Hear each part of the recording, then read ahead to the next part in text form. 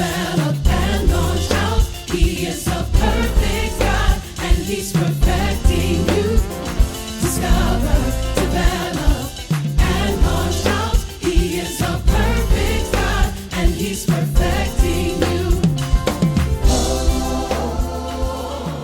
I want you to stand up and read this text with me in Matthew's Gospel, chapter 16 and verse 13. Let's all stand up and read this together. Matthew 16, and we're going to read 13 through 18. If you need it on the screen, it's there on the screen. If you got a New King James Version of the Bible, we'll be reading together from that. Let's read together. When Jesus came, let's all read together. When Jesus came into the region of Caesarea Philippi, he asked his disciples, saying, "Who do men say that I, the Son of Man, am?" So they said, "Some say John the Baptist, some Elijah, and others Jeremiah or one of the prophets." He said to them, "But who do you say that I am?" Simon Peter answered and said, "You are the Christ, the Son of the living God." Jesus answered and said to him, "Blessed are you, Simon Bar-Jonah, for flesh and blood has not revealed this to you, but my Father who is in heaven.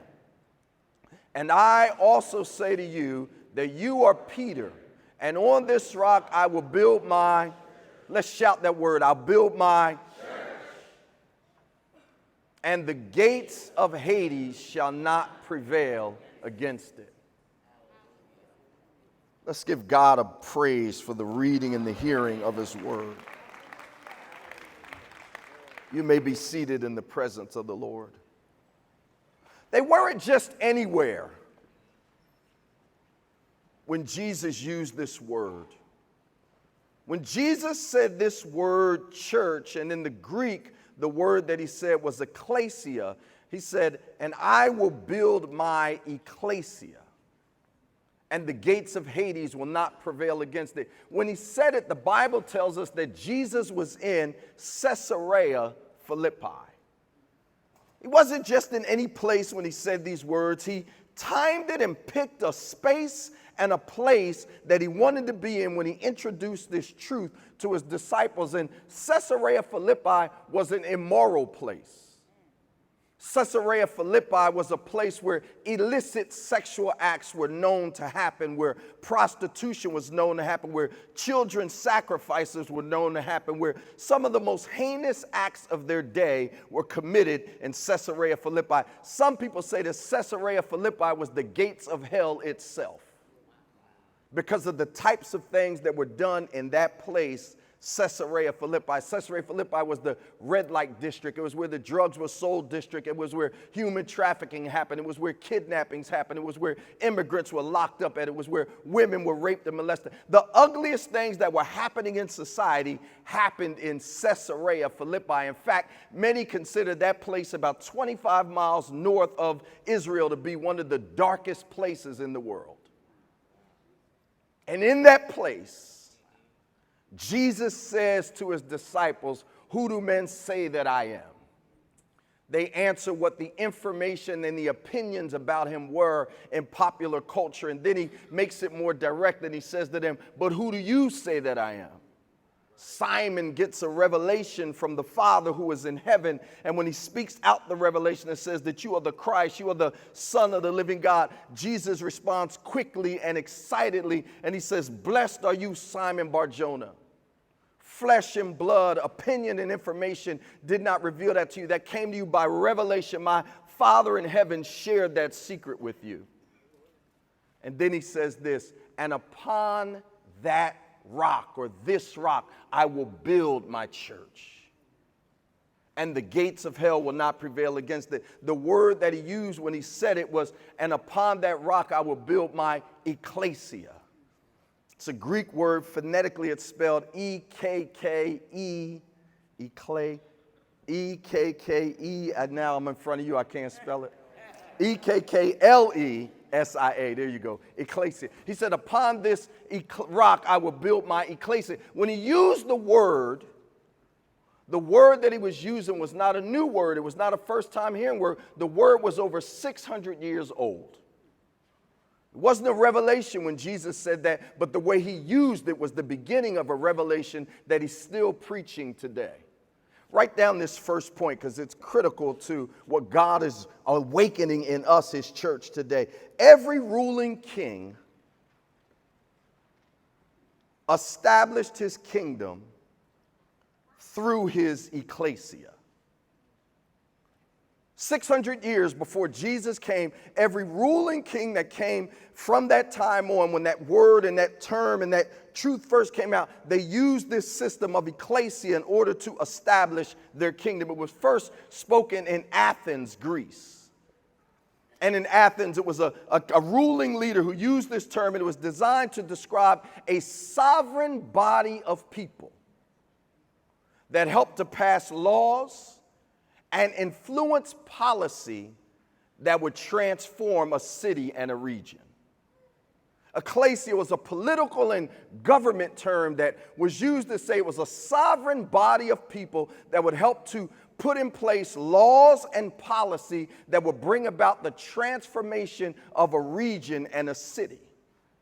So when Jesus says, upon this rock I will build my ecclesia, immediately they knew what the word meant, and they immediately thought politically and militarily that Jesus is getting ready to put together a group of people that he is going to use to transform the city and transform the region. What first comes to mind when you think of church? This is critical because so often what we think when we first think of church is so far and different from what Jesus meant when he first said it. Some of us, when we think about church, we think about stained glass windows. That's not what Jesus was talking about. We think about big buildings and beautiful edifices. That's not what Jesus was talking about. We think about tambourines and praising. That's not what Jesus was talking about. We think about our preferred way of worship, and I didn't like the songs that weren't hitting today. That's not what Jesus was talking about. So often what comes to mind for us when we use the term church is so far away from what Jesus was saying that day. Jesus was saying that every other king has established his ecclesia. I am the King of Kings. And I'm going to call out people and establish my ecclesia, and I'm going to use those people the way other kings have used them, but my people won't bring about natural change. My people will bring about the supernatural transformation of cities and communities and gatherings where I place them. I will build my ecclesia.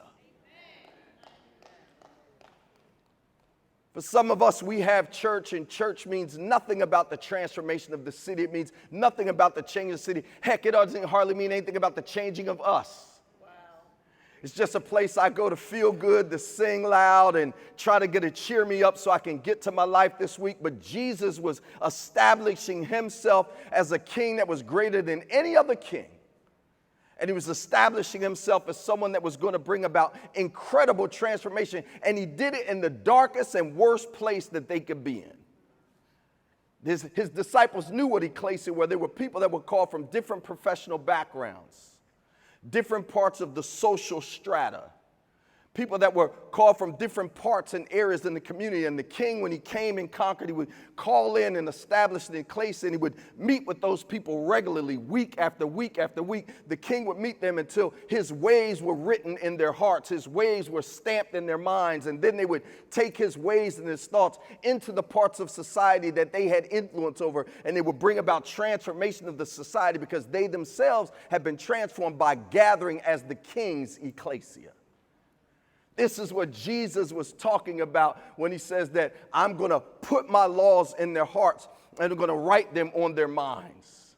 This is what he was talking about in Romans when he said to be transformed by the renewing of your mind, that you might prove what is that good and acceptable and perfect will of God. He literally has us gathering together for our personal transformation so that we could then carry that transformation out into the cities and the parts of society where we live and where we gather. But what happens when we redefine church?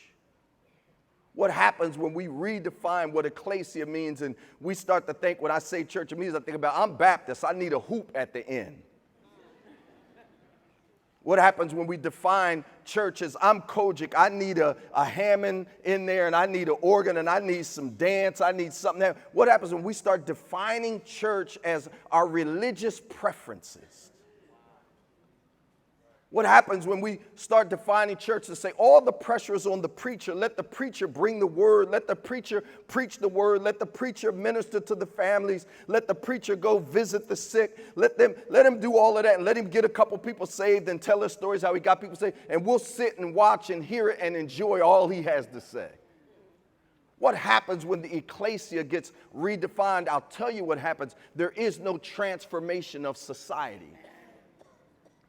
When the ecclesia gets redefined, all hell breaks loose and nobody stands up to say or do anything because they think it's somebody else's responsibility. The church is the most powerful organization, more powerful than any corporation, more powerful than any institution, more powerful than any system that exists in the earth. The church is the congruence of God's revelation in the hearts of his people, transforming people into knowing that he is the Messiah, and he speaks powerfully and authoritatively in our lives, transforming us in the way we see life in others.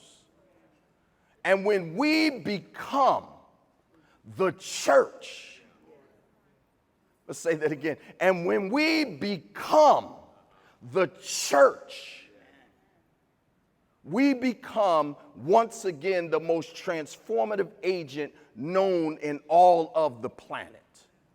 When we stop meeting and gathering over preferences, over particularities, over topics that we love to hear about, over fix me today, over make me excited today, but we come realizing that we are a part of a sovereign governing body that God is bringing so that he can supernaturally impart and release and strengthen and align us with his will, so that then we can go and carry his will out in the spheres and the places of society that he's placed us. And our king is not just some natural king. Our king says that he's going to make his ecclesia unlike any other king. He's going to make his ecclesia his wife. None of the other kings got married to their ecclesia, but Jesus says that he enters into a covenant relationship with us. He's married to us. And when Jesus gets married, he doesn't wait to see how we're going to do every day and if we make him happy, and he might divorce us and take the ring off his finger. When Jesus gets married, he says, I'm married to you even when you're a backslider. I'm married to you even if you turn your back on me. I'm committed to you. I'll pursue you. I'll track you down. I'll run you down. I'll come after you till my feet are dirty in pursuit of you, because you're my bride. Jesus is the only king that established his ecclesia and said, I'm going to make my ecclesia my priesthood. In other words, what he's saying is, I'm going to put my Holy Spirit in you, and I'm going to invite you into my holy work so that you can not only receive from me, but you can administer holy works into the lives of other people. At any moment, I'll show up and turn you into a priest in a Chick-fil-A. Any moment, I'll show up and turn you into a priest right there in your house when you don't know what to do, you don't know what to say, you don't know how to respond. I'll give you a word, I'll anoint your hands, and I'll turn you into a priest right in your house. Amen. Jesus is the only conquering king that when he establishes ecclesia, not only does he marry her, not only does he make her a priest, but he's also the only one that calls his ecclesia his family. In other words, by saying family, I'm building us together in such a way that we will share a name, the name of Jesus. I'm building us together in such a way that we will share an inheritance. We will be joint heirs in the grace that I'm going to dispense to you by my blood and by my spirit and by the revelation from my word. I'm the only one that makes you my wife. I'm the only one that makes you a priest. I'm the only one that makes you my family. And when you become family, you can't unbecome family. Even though we got some folk in our family that we know, but he said, I'm going to make you my family. He's the only conquering king that establishes ecclesia, and he says that I'm going to make my ecclesia my body. Have you ever thought about the fact that wherever Jesus' physical body went, there were manifestations because his body was there, and he calls us his body?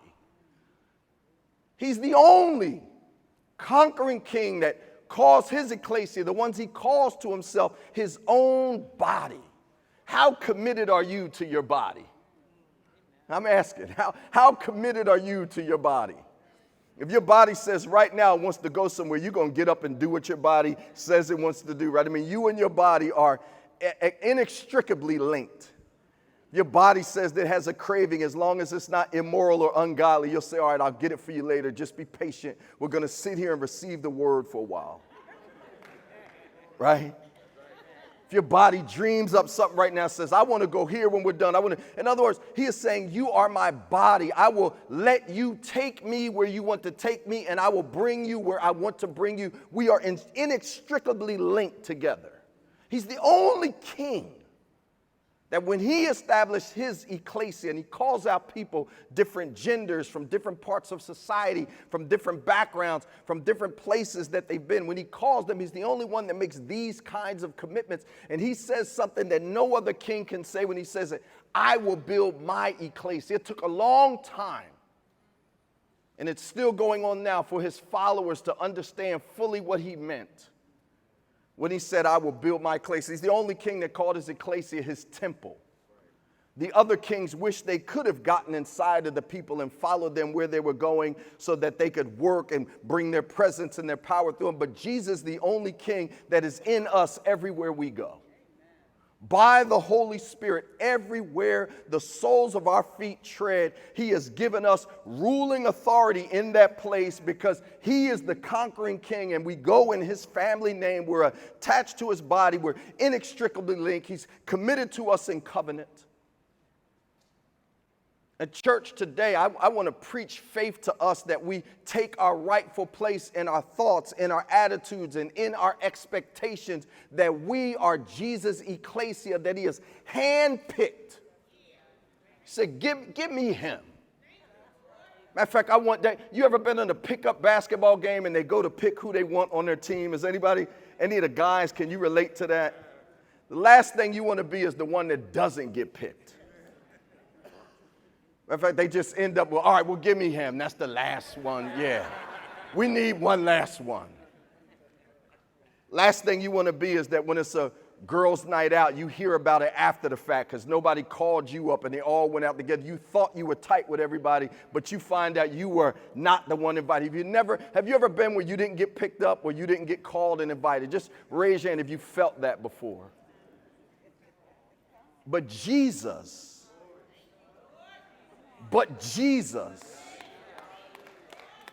the God of the universe, the creator of every man, woman, and child, the one who holds together the substance and the matter and the atoms and the molecules that we're sitting on right now, the one that causes us to have breath and make our circulatory and respiratory system work the way it's working right now. He handpicked you.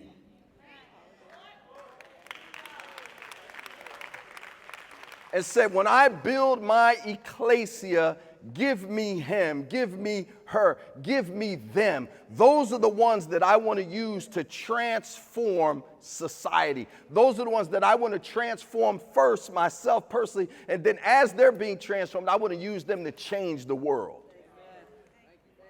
If you can feel all of that, then you can feel what was on Jesus' disciples when they were in Caesarea Philippi, and he picks the worst place with gunshots going on around them. While they're probably there talking, I'm making it contemporary. While they're there talking, somebody comes up to them and says, for $5, I could make it whatever kind of night you want it to be. While they're there with somebody walking up to them and says, what you need, whatever you need, we got what you need. While somebody is there with broken systems that are in place that make people property and some people owners. While they're there in a place where the ugliest, most grotesque things that happen in human history happen, Jesus says to them, you're my ecclesia. They knew what he meant by that. In other words, he said, I'm going to change all this that we see, and I'm going to use you. Somebody just shout that. He's going to use me. Somebody say, he's going to use us. when he brought us together as TPC, what he had in mind was perfecting us and then using us in the perfecting and the transformation of society where he's placed us, where we plant other churches, where we engage at. What he has in mind is not so much about using other people. He has in mind is using us. I want us to start watching the news and reading current events and interacting with life that way. Stop looking for somebody else to do it and start asking, is that what you want me to do? Every ruling king established his kingdom through his ecclesia, Ekklessia. I can spell it now. And I also say to you that you are Peter. And on this rock, the rock of revelation that just revealed heaven and earth just touched, I can build on heaven and earth touching.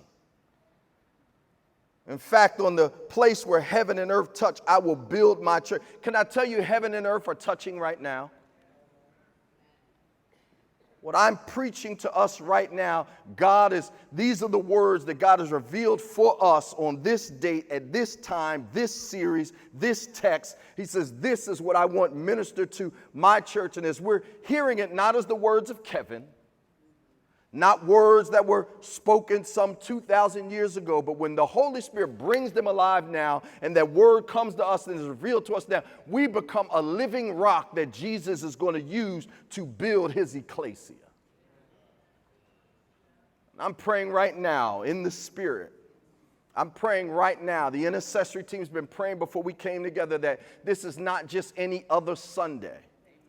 But this is a Sunday that we become rock solid in truth and revelation that God is revealing us. This is a Sunday that we become rock solid in aligning another part of our thoughts and our attitudes and our emotions with God. There's a part where we become rock solid where another portion of us as a person becomes what God intended us to become. Is anybody believing to be transformed by God in the presence of God today?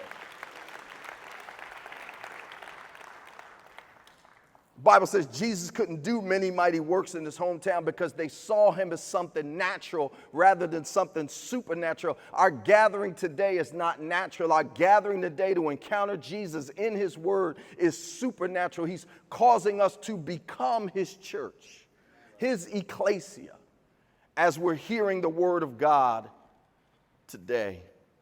Write down this second thought. The ecclesia was not primarily about religion.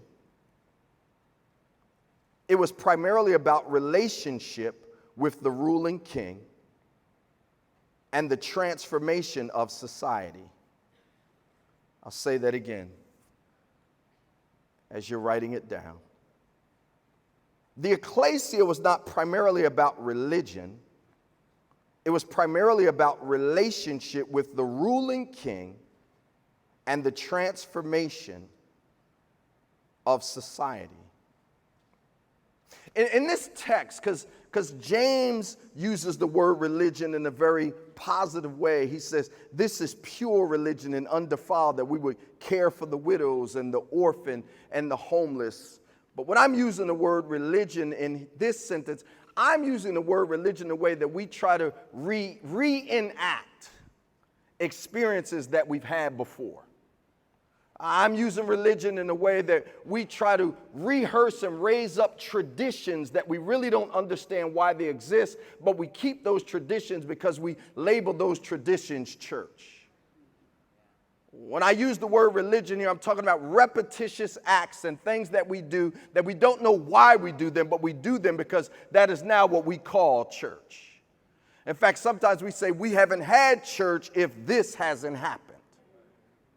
But when Jesus was having church, what he meant by church was he was gathering together his ecclesia, and he was gathering together his ecclesia for two primary things. Everybody say two primary things.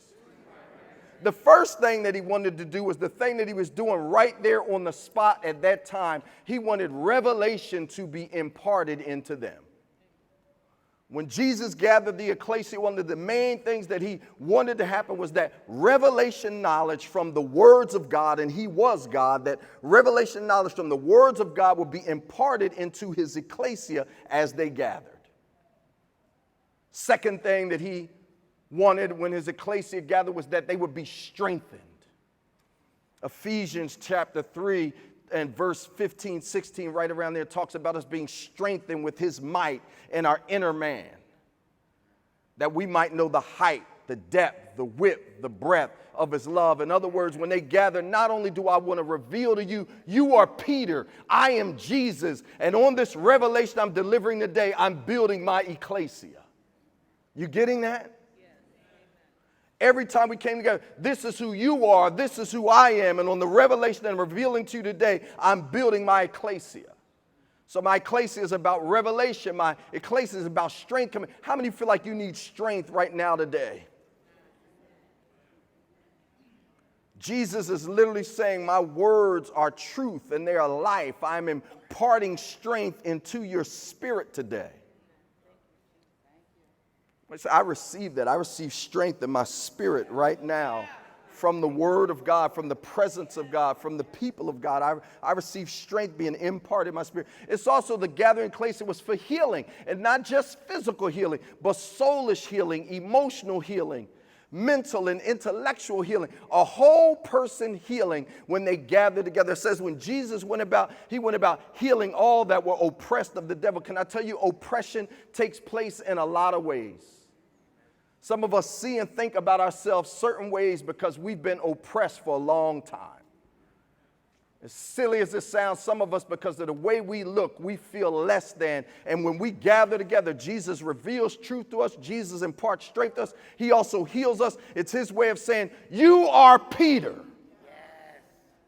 And I know all of our name is in Peter, but it's his way of saying, it's his way of revealing from the Lamb's Book of Life, this is who you are. I don't care what you heard. I don't care what society, I don't care what Caesarea Philippi told you that you were. I've come to reveal to you so that you can progressively see who you are. And on the revelation of who you really are and who I really am, I'm going to build my ecclesia. When we gather together, it's time to worship and exalt Jesus, because we've been worshiping and exalting so many other things all week long. Sometimes we go through the week worshiping and exalting our job, worshiping and exalting our spouse, worshiping and exalting entertainment, worshiping and exalting money. And after a while, that would just conflict and poison your soul. But when we come together as the ecclesia, it's a time of worship so that we can exalt Jesus, put him back in his rightful place, and get all the perversion from idolatry that's been on us and trying to redefine us all week off of us. Somebody say, I'm just being cleansed right now in the presence of God. When worship comes, you don't have to worry whether I get in the presence of God. I don't care how worship is going that day, I'm going in. I'm not waiting to see, and by the way, we went all the way in today, but I'm not waiting to see what happens or who goes. I'm coming, when I come to gather with y'all, if we're together in corporate worship where 2 or 3 are gathered together in his name, there he is in the midst. We need to come with the attitude that I'm worshiping, I'm getting released, and I'm going into the presence of God. Every other idol, every other affection, every other appetite is coming off of me because I'm gathering as the ecclesia. So in gathering, he is revealing, and gathering, he is strengthening, and gathering, he is healing, and gathering, we are worshiping, and we're also being aligned to the will of God. Jesus calls himself the chief cornerstone. Masons would understand that any masonry professional would know that I need to lay the chief cornerstone well so all the other stones can line up. Every time we come together, he's aligning us more. He's confronting attitudes, he's confronting opinions, he's confronting ideologies, he's confronting prejudice and preferences. And while the word is being preached, while we're in the presence of God, he's just working like a good mason, just aligning us with the cornerstone so everything lines up. Somebody say he's aligning me right now. He's bringing my life into alignment. When Jesus said, upon this rock, I will build my church, I will build my ecclesia, they understood that he was calling together a sovereign governing body to transform them by imparting his ways, by imparting his words, by imparting his vision into them. They knew that they were then going to be a part of a privileged people that would be called together to meet with the king over and over again until they met with him so much that they were healed, till they met with him so much that they were transformed by revelation, that they were strengthened in their inner man, that they worshiped him as Lord and King. Do you remember how they worshiped Caesar? How they worshiped King Herod? These were people that were the original part of the ecclesia, and then that spread through society to worship Herod as a god, to worship Pharaoh as a god. But there was only one God of gods that came in and established his ecclesia, and we have been called to be a part of the only true ecclesia that has ever existed in the history of humanity. The ecclesia of Jesus Christ. You, me, us. When he looks at this region, when he looks at current events, when he looks at the unique challenges that are going on in our lives and the unique challenges that are going on in the lives of our neighbors, he looks at us collectively as a body and releases and imparts revelation and strength and healing to us in order to bring us to the place that we are whole. And as we're being made whole like the leper, we run back and give him glory, and then we go back and tell what he has done. He's like, where are the other 9? Some of us come and get something, and we get a little something, and then we go off and run. I'm too busy now, Jesus. I can't meet with the ecclesia anymore. The ecclesia has blessed me, and I've got this, and I got these important things, and now I'm important, and we end up making an idol God rather than coming back and keep worshiping him as God. The ecclesia was not primarily about religion. It was primarily about a personal relationship with the ruling king and the transformation of society. Here's this last thought. We have been called, get this one, we have been called into the reconciliation or the reconciling of all things under the rule of Jesus. I'll say it again. We have been called into the reconciling of all things under the rule of Jesus. I actually have written down my notes that I've been called to take part in the reconciling of all things under the lordship of Jesus. Reconcile is a word that means to bring into harmony. Reconcile is a word that means to make friends. Reconcile is a word that means to make one, to unify.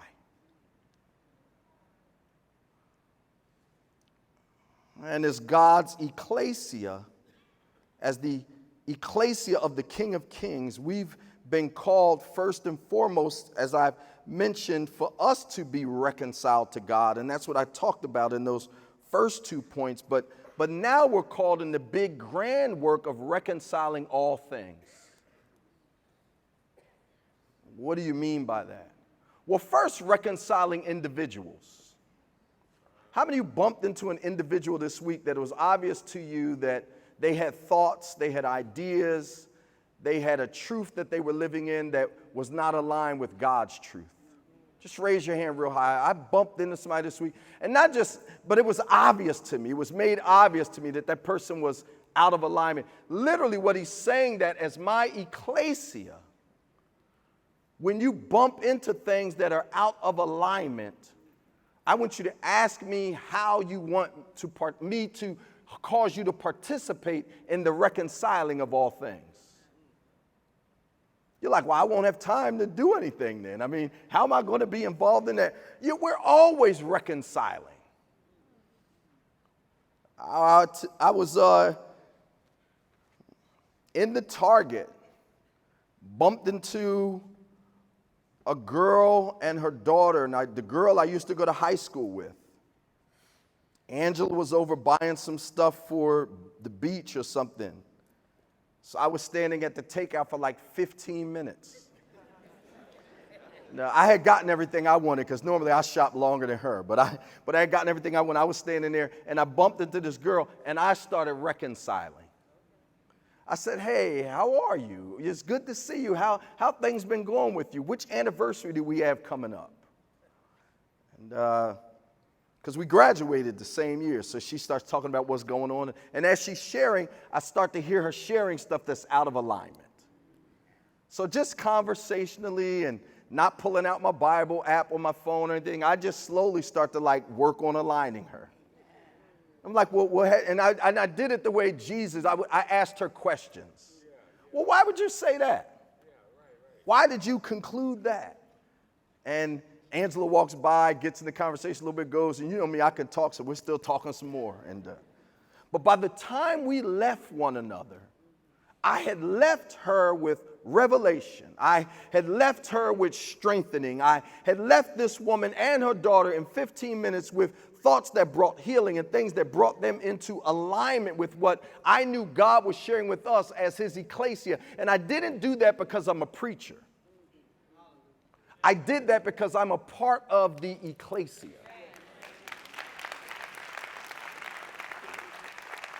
I don't need any more title than that I've been handpicked and called to be a part of his ecclesia. I'm a part of a governing, sovereign body of people that have supernatural words that they can speak that then become alive in the people that heard them. And the words keep working long after I'm gone. The words keep on adjusting and convicting and consoling and reconciling him long after I'm gone because his words are alive. What would it look like if you realize when you left today that you have been called to be a reconciling agent in the ecclesia of the King of Kings, the greatest work done in the history of humanity? What would your job look like if for 1 year, not only did you do your job description, but you worked on the systems in your job that are broken, unbiblical, immoral, they work against humanity, they dehumanize certain people? What would it look like if you worked to slowly and surely and steadily bring them about? I was looking at this one legislator this week. My wife showed me it in the news, and she said that they had a bill signed in New Jersey where no longer can they ask for your pay history when you're interviewing and completing an application. Now, on the surface, that doesn't mean much. But if you understand it, somebody fixed a broken system. And they reconcile things back the way God wanted them to be. Because if a woman who typically gets paid significantly less than a man shows her work history and what she's earned, and applies for the same job that I apply for, when she shows her pay history, what they pay her when she gets the job is already predetermined. It's going to be less than what I would get if I got the job. If an African American woman went for the same job, now as an African American, as a woman, it's two chits against her, and she's going to get paid less. You don't have to think that I'm a racist. Look it up. You can Google and look up average salaries. And now all of a sudden, something in a system is broken. And what happens when you work the same amount of hours at the same place for the same job, but you get less? Well, now your kids don't have the same educational choices. Now you don't have the same vacation choices. Now you don't have the same real estate choices. Now you can't send them to summer camp. They got to stay at home and be a latchkey kid. And now it has radical implications. And after a while, your kid and you working the same job can end up feeling like less than the other kid whose the parent works a similar job because of the unique benefits that they have. But this person, I researched the legislator, I can't remember her name now, but found out she was a Baptist and was born again. And I said to myself, this woman is being the ecclesia. This woman used her position and her role to change something that was systemically broken, and now it's going to impact hundreds of millions of people over the course of history, multiple millions of people, and start to rightfully align. So when you apply for a job in New Jersey, and it'll be in place in 6 months, and they try to ask for your salary history, just put a line through that. And if they press you in an interview, just say, well, I'm aware of recent legislation that doesn't allow them to reveal that, but I'm telling you, I'm worth about 10 grand more than the last person that did this job because I'm incredible and I'm a part of Jesus' ecclesia, and you would want me to be.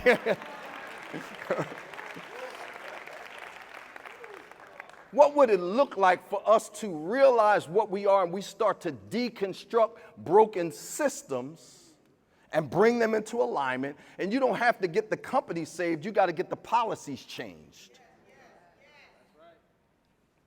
But as long as the ecclesia keeps putting traditions and religion over revelation and alignment, we'll end up protecting cultural things that God is wanting to transform in society and not realizing what he's called us to be. TPC has done this on a surfacey level over the first 8 years of our existence. We've impacted some people that live below the poverty level, and therefore they systemically are not able to have food, and they live in a food desert, so they can't receive what they should. We've worked to try to bring together parts of communities that are separated because of where people live, and we've used music to just try to bring together and build community in places. But can I tell you, God has called us to do significantly more. But we can't do significantly more if we don't recognize that we are called to be the ecclesia. When I historically look at the church, I've seen the church being the one that was behind the scenes sometimes and in front of the lead sometimes, breaking down some of the most destructive individual and systemic brokenness that has existed in the history of our country. And now it's time for her to wake up again and realize that God has called her to be a transforming agent, individually and systemically. With the gifts and the passions and the abilities that we have here that God has called into his ecclesia, it won't be long before we bring about transformation that is visible and measurable. If we realize today that we are the rock upon whom God is building his church. TPC, are you ready to live this? Are you? No, really, are you ready to live this?